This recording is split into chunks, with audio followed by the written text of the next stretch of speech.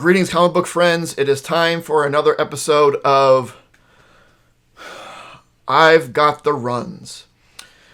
This time, I'm going to go over something I actually literally just finished reading, and it was a lot of fun. It may not be for everyone, I fully understand, but I really enjoyed it. It was a little bit different, a little bit offbeat, and I had a good time with it. And that is my run of Blue Devil. So Blue Devil came out in 1984. I would kind of lump this in with the books that came out at the time, like Booster Gold and Blue Beetle, where they were pretty not serious. There's a lot of weird, wacky stuff, off-the-wall stuff that happens in this series, much like with Booster Gold and Blue Beetle of the mid 80s. Those came out also in 84, 85. They started around there. So it's not serious. Weird stuff happens. Magic stuff happens. Just be prepared. The story of Blue Devil is that Dan Cassidy is in movies, mostly as a stuntman, also creates special effects, just kind of a weird combination. And he's working on this movie called Blue Devil, where he creates this Blue Devil suit. And it's all enhanced, of course, with super strength and all these weird gadgets and all this other kind of crazy stuff. Whatever. It's for a movie. They go to shoot on this location, and there's like this ancient structure, and it turns out this demon was trapped in it, and the demon puts the wowie zowie on Dan Cassidy while he's in the suit, and he becomes stuck in it. It becomes this weird combination of organic mechanic, where it's fused with him. It's still a suit, but it's also kind of real. It's strange. So he's not himself really mystical. All of his power comes from this suit. It's just mystically bonded to him. His trident, which is also a mechanical thing, also gets somewhat infused magically, so it has some magical properties to it. But mostly it's just a trident that has like a jetpack sort of thing built into it that he built originally.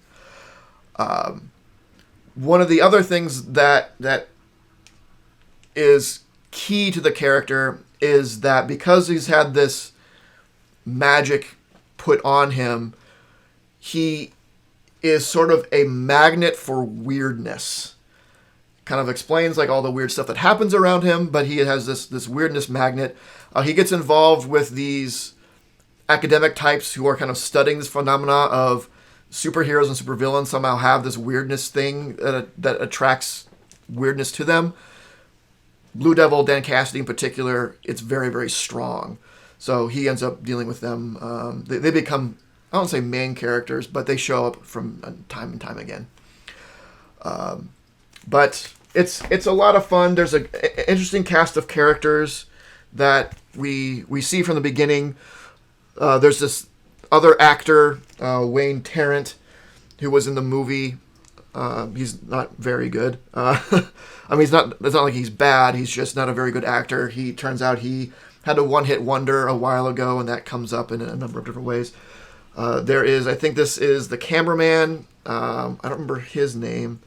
There's Marla Bloom, who's the director, and her nephew, who hangs around, and Sharon, who is an actress and very quickly becomes the Blue Devil's love interest, even though he's trapped in this thing. Anyway, it was a total of 31 issues in one annual. Again, it's a lot of fun. He's not a mystic character, but a lot of mystic things happen around him, so he ends up in or dealing with a lot of mystic heroes and characters. So we'll kind of flip through here. He starts off kind of superhero-y to begin with, and it's just kind of weird supervillain stuff happens around him. So here's the first time he meets up with Madame Xanadu. This is This is Zatanna. Sorry, this is Zatanna. He'll meet up with Xanadu later. This is where they're kind of figuring out. This is the demon that kind of comes back, and they figure out what happened to him. Space aliens, again, weirdness is just attracted to him. Here is him like falling in love with Shannon. James Jesse, the trickster, the Flash rogue. At this point, James Jesse has gone straight, but he ends up actually becoming friends with Blue Devil. He shows up a few times. This is a 2-part series, so he's still there with this bad guy.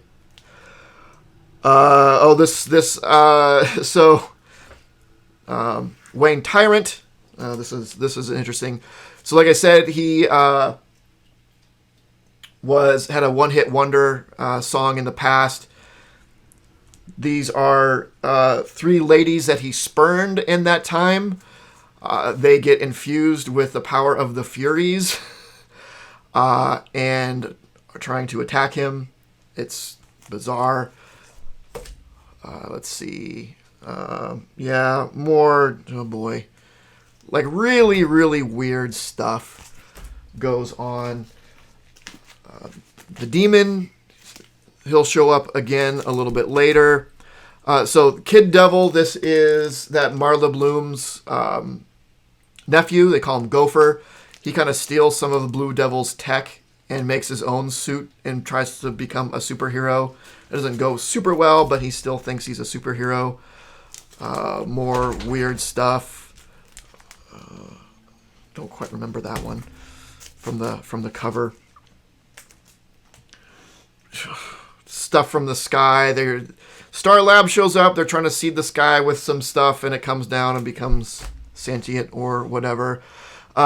This is kind of cool. This spins out of the Crisis, the Infinite Crisis, or Crisis on Infinite Earths. Yeah.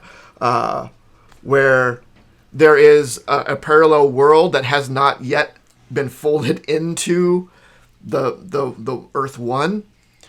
And they meet their counterparts where technology is a little bit further advanced, so they're in space already. I can't remember the reason why. There was a reason why for that. I think it's because they didn't win World War I, so the war kept going on. They didn't lose it. It just didn't end when it ended normally. And the war continuing made technology advance faster. So they're in space. They're shooting space movies, essentially. Weird. This was just like 3 stories of Kid Devil.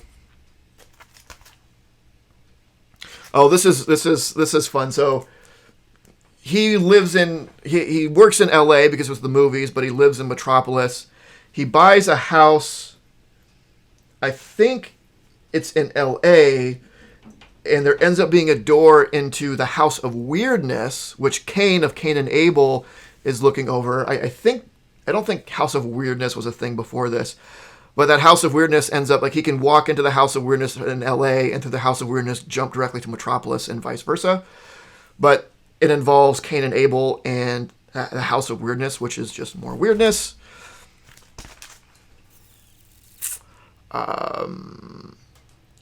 This is just a villain that is attacking cars and flipping them. Going to Las Vegas, weird stuff. Firestorm shows up, meets with the Toy Man. All these little Blue Devil toys and other toys come to life. There was not Thanksgiving, St. Patrick's Day issue where there are leprechauns and fairies and all this stuff and weird stuff. A gargoyle ends up coming through the House of Weirdness. And while the gargoyle is fine, it inspires some other person to become a villain called Gargoyle, who makes a gargoyle suit and attacks. Oh boy. This one was really weird. A cartoon from that world, this goofy goose, Godfrey Goose, comes to life. There is actually a reason for it, and it gets resolved. I won't spoil it because it does have some bit of impact on the plot. An alien gets hooked up with Star Labs that can inflate himself and inflate things. This is House of Weirdness stuff. Again, it's very, very odd. The last 2 issues are double-sized issues. They were both pretty fun. He gets mixed up again with more rogues of the Flash. So Captain Boomerang, Captain Cold, Pied Piper, Heatwave. I don't remember her name, but she's Captain Cold's sister, Gold something, and Gorilla Grodd. This was a fun story. And then the last one is sort of a standalone. There's this other new villainous character, Lucifer. It does kind of end unceremoniously, where this issue could have just been any other issue in the run. There is really no kind of farewell, which is unfortunate. I wish there could have been like a wrap-up issue of them kind of saying goodbye, but that doesn't really happen. The only thing that really nods to it is there are a couple things where, like, Sharon is wearing a t-shirt that says The End on it. And there's a bus that drives by that says, like, last issue.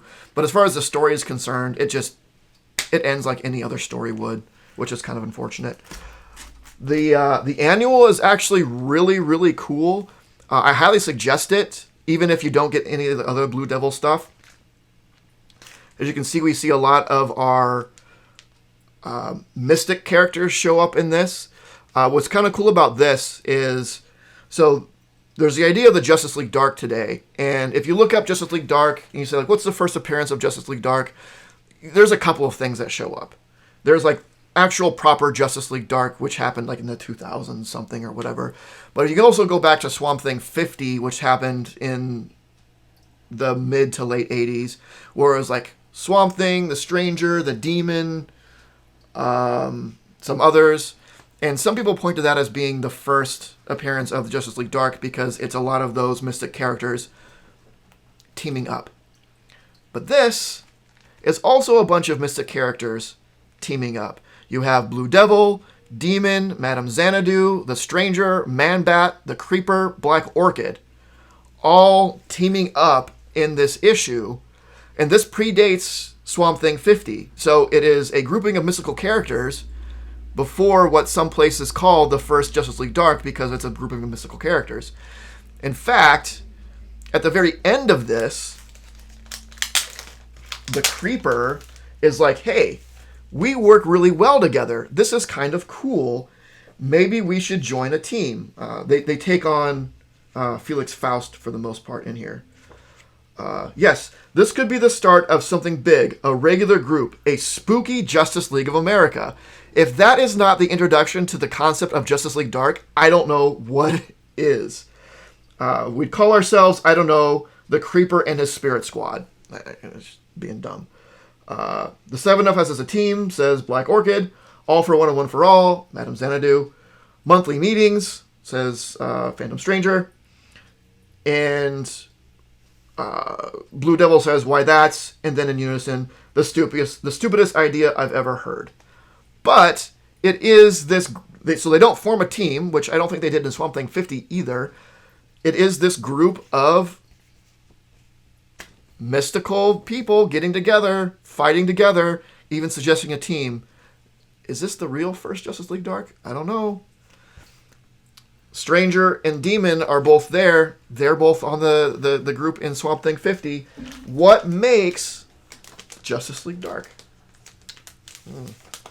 It does actually kind of make me want to get a better copy of this because I don't know. Is it? Is it not? Who can say? Anyway, a really fun run. If you like that 80s sort of a superhero, but is kind of weird, kind of goofy, doesn't take itself too seriously. Again, sort of in the vein of the mid-80s Blue Beetle and Booster Gold. This, I think, is sort of a hidden gem. It is very good. It's very fun. There are some legitimate points where I laughed during it, but just kind of know what you're getting yourself into. It's not a serious comic. It's a comical comic. Yeah, go figure. But anyway, let me know your thoughts. Have you read it? Do you have any interest in Blue Beetle? Have you read, not Blue Beetle, Blue Devil? Have you read, he showed up before. He's had I think at least a couple limited series, if not a short ongoing series after this. But let me know your thoughts on it. And of course, don't forget to like, comment, subscribe, and make yours Titan. This video was brought to you by Titan Comic Pressing. Follow us on Facebook and Instagram at Titan Comic Pressing LLC.